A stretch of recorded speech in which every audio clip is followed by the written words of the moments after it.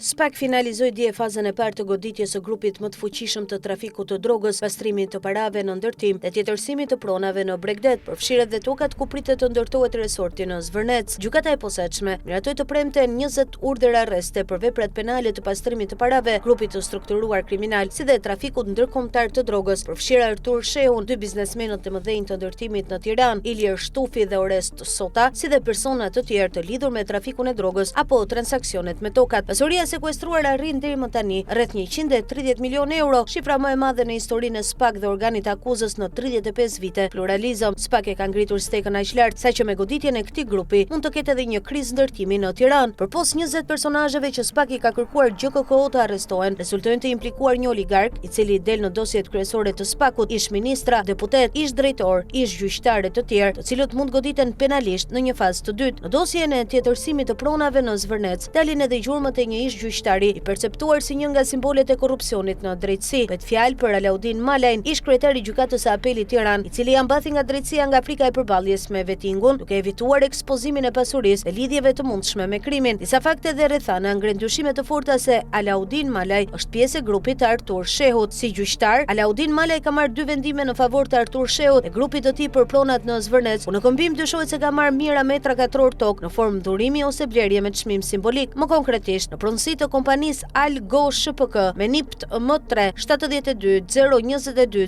04 U rezultojnë 20.400 metra katror tokë në Zvërnec. Shkruan prapaskena. Kompania Algo SHPK është themeluar nga Agron Malaj në shtator të vitit 2023. Agron Malaj është vëllai i ish gjyqtarit Alaudin Malaj. Në mars të vitit 2025, Agron Malaj ka dhuruar 50% aksioneve të kompanisë Alteo Malajt, i cili është biri i ish gjyqtarit Alaudin Malaj. Në vijim, Agron dhe Alteo Malaj rrisin kapitalin e kompanisë nga 100 euro në 670.000 euro. Në 2 qershor të 2026, pasi SPAK kreu veprime të tjera hetimore për tjetërsimin e pronave në Zvërnec, djali i Alaudin Malajt largohet nga kompania Algo SHPK, duke i dhuruar 50% aksioneve Agron Malajt. Ka dyshime të forta se largimi nga kompania është një lëvizje Alaudin Malajt nga frika e SPAK për të fshehur gjurmët e tij në tjetërsimin dhe përfitimin e pronave në Zvërnec. Algo SHPK nuk është kompania e vetme që Alaudin Malaj ka përfituar prona në Zvërnec, ndërsa mister mbetet edhe përfitimi i një vile me vlerë 100.000 euro në zonën e ujit të ftohtë në Vlorë. Në pronësi të kompanisë AM Invest SHPK rezultojnë 25.000 metra katror tokë në zonën e Zvërnecit, ku planifikohet të ndërtohet resorti luksoz. Kjo kompani është në pronësi të familjes së Alaudin Malajt, ish kryetari të gjykatës së apelit Tiranë. Ish gjyqtari zotron 25% të aksioneve të dhuruara nga nëna e tij, ndërsa pjesa tjetër kontrollohet nga babai dhe vëllai i tij. Malaj ka një histori me pronat në këtë zonë, pasi ka dhënë 2 vendime lidhur me to. Një vendim civil në vitin 2013 që i njohu familjes Shehu 156 hektar tokë në këtë zonë, duke përmbysur vendimin e shkallës së parë, si dhe një vendim penal në vitin 2019, ku ai, në cilësinë e relatorit në një trup gjykues ku bënin pjesë edhe ish gjyqtari Agim Bendo e ish gjyqtarja Shpresa Beçaj, pushoi çështjen për falsifikim dokumentesh ndaj Pollum Petritajt. Të dyja këto vendime u kthyen për rigjykim nga gjykata e lartë, e cila konstatoi probleme në arsyetim. Të dy vendimet kanë lidhje me Artur Shehun dhe grupin e tij. Pollum Petritaj është dora e Artur Shehut për tjetërsimin e pronave në Vlorë. Ka dyshime të forta se në këmbim të këtyre vendimeve, Alaudin Malaj të ketë marrë sipërfaqe toke nga Artur Shehu. Malaj dha dorëheqje në vitin 2020, u përjashtua nga sistemi i drejtësisë nga procesi i vetingut në shkurt 2021, me rreth 1.7 milion euro pasuri të deklaruar. Ai konsideroi një nga gjyqtarët më të pasur në Shqipëri. Gjatë procesit të vetingut, Malaj pretendoi se po bëhej viktimë e një komploti. Detajet e takimeve të Artur Shehut në Majorka, Gjermani, Aruba dhe Belgjik u zbuluan dhe u vëzhguan nga një hetim evropian i vitit 2019 mbi aktivitetet kriminale të klanit Osmani. Dokumentet theksojnë se midis 24 dhe 31 janari 2019 në ishullin e Arubës u zhvilluan vëzhgime të disa takimeve mes një grupi shqiptarësh të përfshirë në narkotrafik. Qëllimi i këtyre udhëtimeve ishte i dyfisht, sipas dosjes së prokurorisë. Nga njëra anë planifikoi logjistika e karteleve, në dosjen e timore të dërguar nga autoritetet spanjolle, theksohet se personat e përfshirë planifikonin blerjen, transportimin dhe futjen e sasive të mëdha të drogës në Europë. Nga ana tjetër, Aruba shërbeu si piknisje për investimet në Shqipëri, që sipas hetuesve belg të referuar nga SPAK kishin mbështetje politike në Tiranë. Dokumentet belge nënvizojnë se këto takime duket se kanë të bëjnë me projekte pasurish të paluajtshme në Shqipëri, potencialisht të financuara me fonde të palishme, me mbështetjen e autoriteteve politike për të injektuar këto shumë amëramense të fituara nga trafiku në ekonominë e lishme. Grupi ngriti një skem klasike por masive të pastrimit të parave. Faza e parë, ajo e vendosjes, realizohej përmes transferimit të parave të drogës me sisteme alternative si rrugët fizike ose sistemi hawala. Pas vinte manipulimi i pronësisë Shqipërisë. Një nga mjetet më flagrante ishte përdorimi i dokumenteve historike të falsifikuara. Për tokat në Zvërnec u përdor regjistri Daimi i vitit 1318, numër rendor 47, një dokument në gjuhën osmane që pretendoi se bënte një paraardhës të tyre, Seit Ahmet Shehu, pronar të mijëra metrave katror pyll dhe kullot. Proceset gjyqësore vërtetuan më vonë se ky dokument i paraqitur për kthimin e pronave ishte tërësisht i manipuluar dhe i përkthyer qëllimisht gabim. Pasi pronat fitoheshin, ato i nënshtroheshin një procesi të gjatë shtresozimi. Dosja shpjegon se pastrimi bëhej përmes copëzimeve të shumta të tyre dhe më pas tjetërsimeve të tyre në format e blerjes, shkëmbimit apo formave të tjera me qëllim vështirësimin e gjurmimit. Hapi final ishte dhënia e këtyre trojeve për subjektet zhvilluese ndërtuese në marrëveshje ndërmjet tyre, duke integruar dhe përzier në këtë mënyrë të ardhurat e palikshme me ato të likshme. Ky modus operandi sipas prokurorisë ka lënë gjurmë në projekte gjigande si vilat në Palas dhe godina polifunksionale Garden Building në rrugën e Kavajës në Tiranë. Hetimet tregojnë se jashtë quajturi Samiti Arubës ka vendosur fatet e 10 projekteve që janë tashmë pjesë dukshme apo fytyra e Tiranës dhe Bregdetit të Shqipërisë. Në dokumentet e SPAK, takimet, bisedat e koduara dhe transaksionet e pronave lidhen në një skem të vetme, ku pasuritë e dyshuara si të përfituara përmes falsifikimeve apo parave të trafikut futeshin më pas në ciklin e ndërtimit. Sipas prokurorisë së posaçme, personat në hetim përdornin falsifikimin e dokumenteve të përfitimit të pronësisë, duke krijuar pronësi të pavërtet ose duke shtuar sipërfaqet e pronësisë. Ata kryenin më pas copëzimet e shumta të tyre dhe tjetërsimin në format e blerjes, shkëmbimit apo dhurimit me qëllim vështirësimin e gjurmimit. Tokat u jepeshin më pas subjekteve zhvilluese dhe ndërtuese, duke integruar dhe përzier në këtë mënyrë të ardhurat e palikshme me ato të likshme. Kjo mënyrë veprimi sipas dosjes shfaqet në truallin pranë stadiumit Air Albania, shkruan portali Prapaskena. Në rrugën Dervish Hima, u prokuroria thotë se veprimet janë kryer nga Adrian Rama, Artur Sheu, Elton Mehmeti, Alfredo Hamzaj dhe Ardian Zykaj, të paktën nga vitet 2017 në vijim. E njëjta skem, sipas SPAK, shtrihet edhe në vilat e kompleksit Green Coast në Palas, në tokat e përdorura për ndërtimin e këtij kompleksi, në projektet e ndërtimit në Tiranë, si dhe në shoqëri ndërtimi apo kompani të lidhura me personat në hetim. Për pronat në Zvërnec, prokuroria është edhe më e drejtë për drejtë. Në kërkesën e pranuar nga GJKK,